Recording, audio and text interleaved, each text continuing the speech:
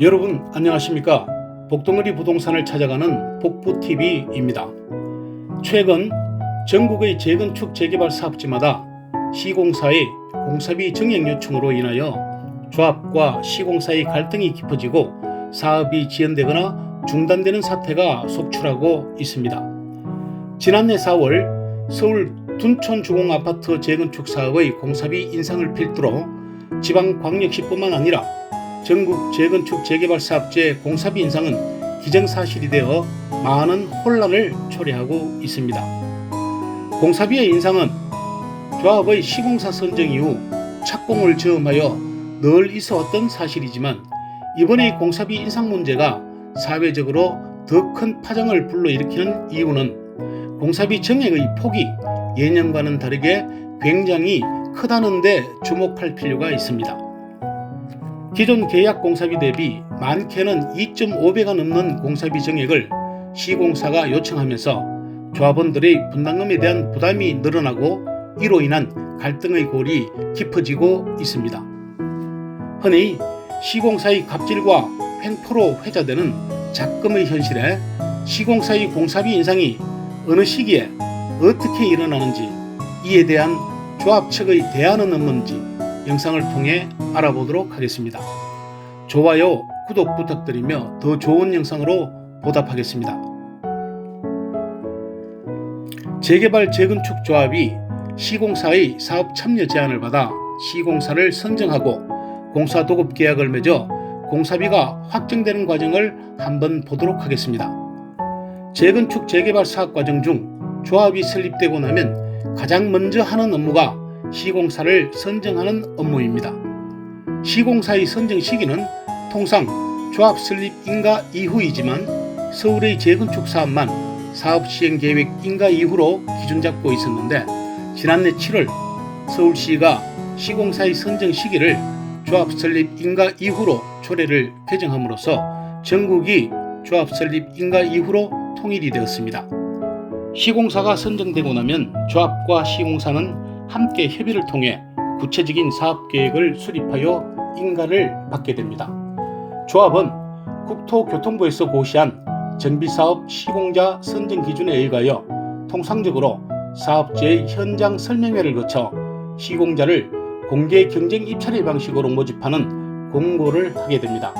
이때 시공자는 도급계약에 필요한 제곱미터당 공사단가를 기초로 한 공사금액, 공사기간, 공사비 지불 방법, 공사도급의 범위, 마감재 수준 등과 그 외에도 조합원에게 주어지는 혜택 등을 명시하여 사업 참여 제안을 하고 사업성이 뛰어난 사업지는 엄청난 수준을 펼치게 되고 조합은 총회의 의결을 거쳐 시공사를 선정하게 됩니다.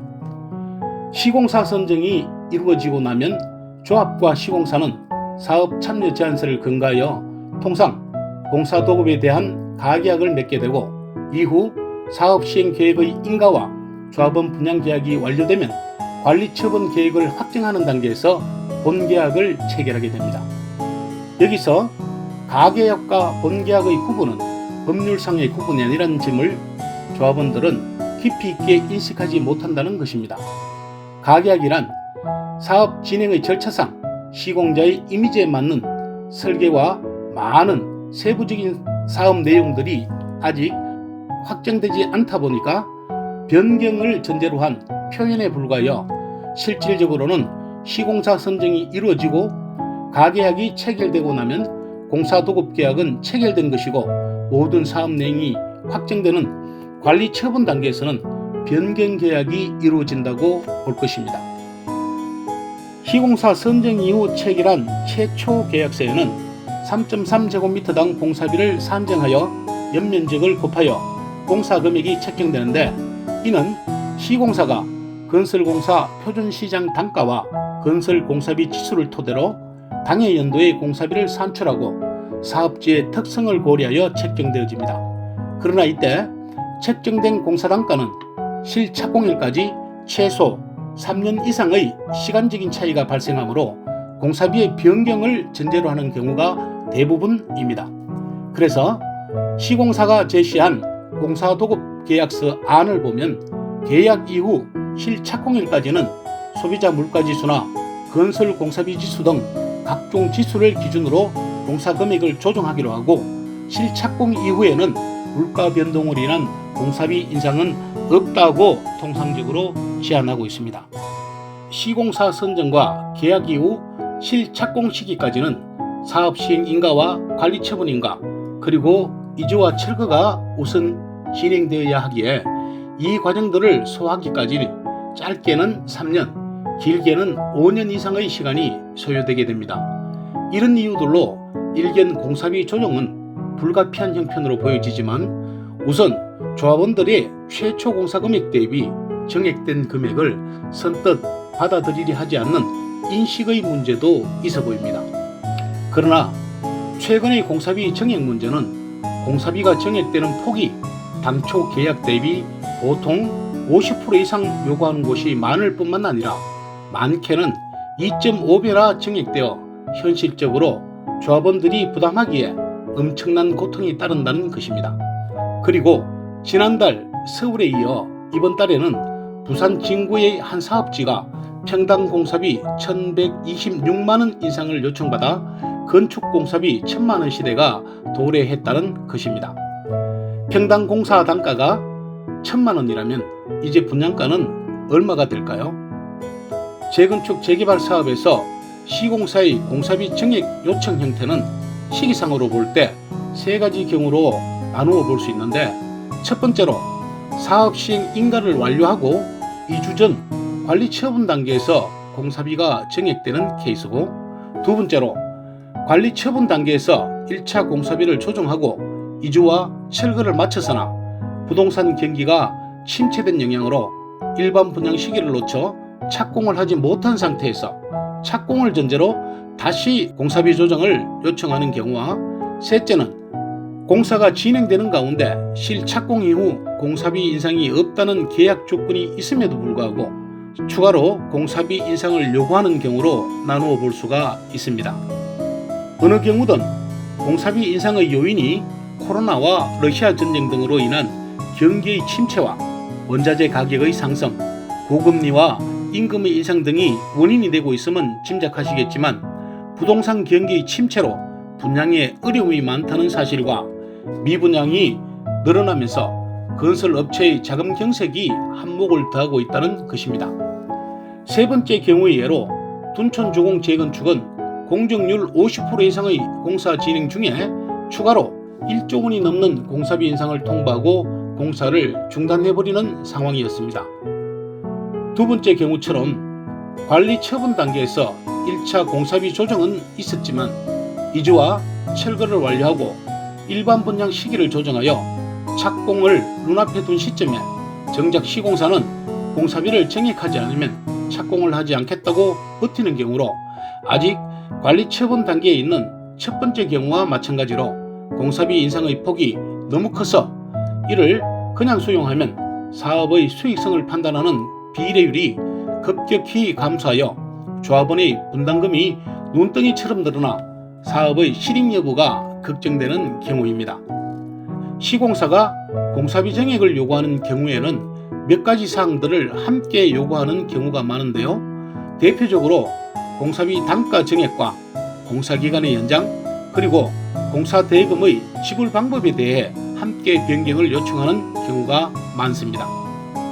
공사 단가의 경우에는 원자재와 임금 등 물가 상승분에 대한 내용을 기초로 하여 총 도급 공사 금액에 직접적인 영향을 미치지만, 공사기간의 연장과 공사 대금 지불 방법의 변경에는 조합이 직접 사업비를 조달해야 함과 대출 기간의 연장에 따르는 고금리의 금융 비용이 추가되는 사항이라 여기에도 또 다른 금융 리스크가 부과되는 문제를 안고 있습니다. 이렇게 되면 공사 단가의 인상에 따르는 추가 공사 비용뿐만 아니라 여기에 더하여 막대한 금융 비용이 추가되어 전체 사업비는 상상 이상으로 늘어날 수 있다는 것입니다. 시공사도 이런 상황들을 모르는 것은 아니겠지만 갑질이니 횡포니 하는 지탄을 받아가면서 왜 이런 결정을 내리는 걸까요? 시공사는 자본주의적 경영집단으로 이익을 남겨야 한다는 존재의 목적을 가지고 있으니 손실 보전을 위해 불가피한 결정이라고 합니다. 그러나 조합 측이 이해할 수 있는 명확한 근거 자료를 제시하고 서로 윈윈 할 수 있는 대안도 함께 제시되어 불필요한 논쟁을 사전에 제거하지 못하는 것이 아쉬운 현실입니다. 그렇다면 시공사의 일방적인 공사비 증액 요청에 대해 조합 측은 어떤 대응이 있을까요? 조합이 시공사에서 요청하는 공사비 변경을 수용하지 않을 경우 어떤 문제점들이 있을까요? 공사비 증액의 요청 시기가 첫 번째 경우처럼 아직 이주를 완료하지 않는 관리 처분 단계라면 이주에 필요한 사업비 대출이 이루어지지 않았고 집행된 사업비가 많지 않아 금융 비용에 대한 부담이 많지 않아서 시공사를 상대로 여러가지 선택지를 두고 협상을 벌여볼 여지가 있어 그나마 다행스러운 경우라 할 수 있습니다. 그러나 두 번째와 세 번째처럼 사업비에 대한 금융 비용이 발생하고 있는 단계라면 시공사와의 협의 외에는 별다른 선택지가 없는 경우가 대부분입니다. 시공사의 명확한 기책 사유가 있다면 그나마 협상과 소송의 여지가 있지만 그 또한 쉬운 일은 아닙니다.